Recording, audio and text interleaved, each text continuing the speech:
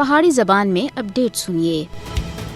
کوئی بھی قوم اس ویلے تکر اپنے نسب العین وچ کامیاب نہیں ہو سکتی جدوں تکر اس دی صفاں دے اندر اتحاد، اتفاق اور باہمی میل جول نہ ہوئے۔ جد تھی مقبوضہ ریاست جموں کشمیر وچ آزادی دی سیاسی تحریک ایک نویں انداز وچ ابھری تے قائدین حریت سن سب تھی پہلا کام جڑا کیتا وہ آسا کل جماعتی حریت کانفرنس دی بنیاد رکھنی۔ اس آزادی پسنداں دے اتحاد کو نقصان پہنچانا واسطے بھارتی حکومت سن اپنے ترکش دے سارے تیر آزمائے، لیکن اس کو ہمیشہ ذلت اور رسوائی دا منہ دیکھنا پیا۔ اور تمام آزادی پسند تنظیمہ سن ایک باری پھر ایک ہی پلیٹ فارم تھیں حق کی خود ارادیت واسطے جد و جہد کرنا دا عزم کر کے دائے۔ تحریک آزادی کو دوبانا دے بھارتی عزائم کو ناکام بنانے دے پیچھے کشمیریاں دا اتحاد ایک بنیادی عنصر ہے۔ کشمیری عوام چٹان دی طرح بھارتی قبضے دے خلاف اپنی جد و جہد جاری رکھنا واسطے پرعزم ہے، کیونکہ کشمیری عوام دے کول اتحاد اور عزم دے نال بھارتی سازشاں دا مقابلہ کرنے تھی سوا کوئی چارہ کار نہیں ہے۔ کشمیریاں دا اتحاد، یگانگت، مقصد دے نال لگن،